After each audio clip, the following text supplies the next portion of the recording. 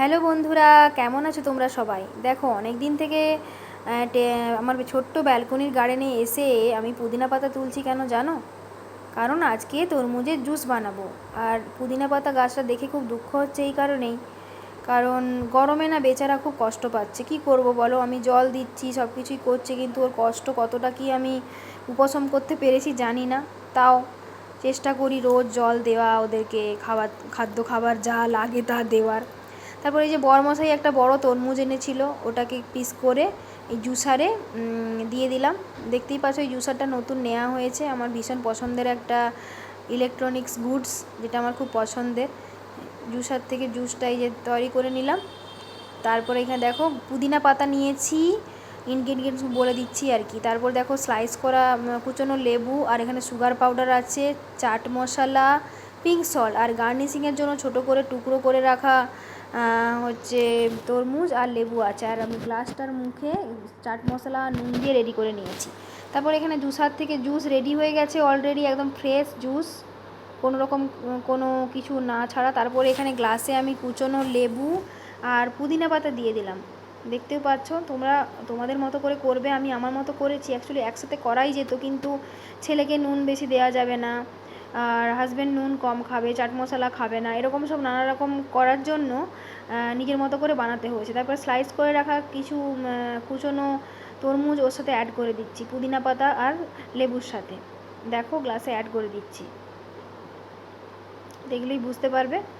তো এটা তোমরা, আমি জুসটা বের করে নিয়েছি, তোমরা চাইলে গ্রাইন্ডারেও করতে পারো। যে জুসার যদি না থাকে গ্রাইন্ডারে করাটাও ভালো, তবে হ্যাঁ সেক্ষেত্রে ছেঁকে নিতে হবে, না হলে অনেক কিছু থেকে যায় না, বীজ থেকে যায় আর অনেক কিছু থেকে যায়।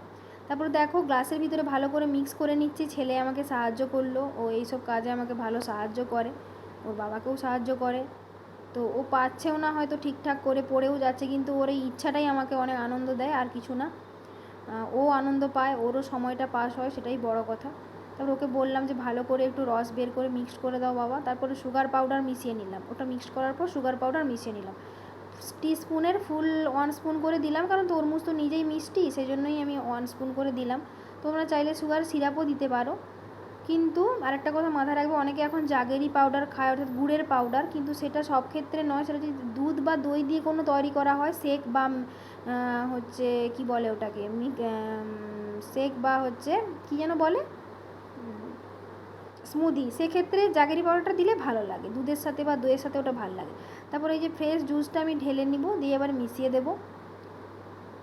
দেখো কি সুন্দর লাল একদম টকটকে জুস, বেশ ভালো লাগছিল দেখতে, কিন্তু আমি তাড়াহুড়ো করে করেছিলাম, সেরকম ভালোভাবে একদম মেনটেন করে সুন্দর করে সাজিয়ে গুছিয়ে করা হয়তো হয়ে ওঠেনি, তবে জিনিসটা খেতে খুব ভালো হয়েছিল। তোমরা বাড়িতে অবশ্যই ট্রাই করে দেখো। একঘেয়েমি সেই তরমুজ খেতে খেতে বোরিং হয়ে যাওয়ার থেকে এটা করতে পারো। তবে তরমুজ মজিটোতে সোডা ওয়াটার ইউজ করা হয়, আমি সোডা ওয়াটার ইউজ করিনি, কারণ সোডা ওয়াটারটা মোটেও শরীরের পক্ষে ভালো নয়। আমি যেহেতু আমার ছেলে খাবে, তো সেই জন্য আমি ইউজ করিনি। আমি নর্মাল লেবু দিয়েছি, ব্যাস ওটাই আমার কাছে সাফিসিয়েন্ট মনে হয়েছে, তোমরা ইউজ করতে পারো। আর এদিকে ছেলে করতে গিয়ে একটু ফেলেও দিচ্ছে আর কি করব বলো, করতে করতে চাইছে তাই করতে দিয়েছি, করুক, পড়বে ফেলবে সব কিছু করবে, তবেই না শিখবে। তো তারপরে আমি বানিয়ে নিলাম প্লেন একদম, তারপরে গার্নিশিংটা করে দিলাম একদম স্বাভাবিকভাবে করা। তোমরা আরও সুন্দরভাবে সাজাতে পারো, হ্যাঁ, আমব্রেল্লা, ছোটো ছোটো কাগজের আমব্রেল্লা পাওয়া যায়, অ্যাড করতে পারো, তারপরে স্টিক লাগাতে পারো, খুব ভালো লাগবে দেখতে। আমি সাধারণভাবে ঘরোয়াভাবে করেছিলাম, পরে ইচ্ছা আছে একটা ভালোভাবে করব। তারপরে এই যে গার্নিশিং করলাম।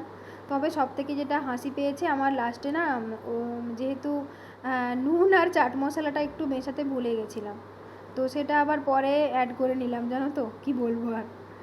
দিয়ে এই যে নুন, এটা পিঙ্ক সল্ট, অবশ্য পিঙ্ক সল্টের না একটা আলাদা টেস্ট থাকে, তো পিঙ্ক সল্টে সোডিয়ামটা কম থাকে, সেই জন্য ওটা দিলাম, আর টেস্টটা খুব ভালো থাকে। আর এইসব মজিটো বা শরবতের ক্ষেত্রে পিঙ্ক সল্টটা ভীষণভাবে কাজ দেয়, তো সেই জন্য ওটা দিয়ে আর চাট মশলা দিয়ে ভালো করে মিক্স করে নিলাম।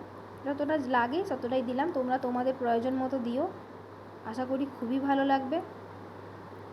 বাড়িতে করে দেখো আর জানিও। আর শেষে অবশ্য আমি বরফের স্লাইস দিয়েছিলাম, সেটা আর ভিডিওতে অ্যাড করা হয়নি। এটা ঠান্ডা ঠান্ডাই ভালো লাগবে, তাই না? বরফের স্লাইস দিয়ে তারপরে আমি পরিবেশন করেছিলাম। এই দেখো রেডি পিকচারটা দেখতেই পেলো। ভিডিওটা কেমন লাগলো অবশ্যই জানিও কিন্তু।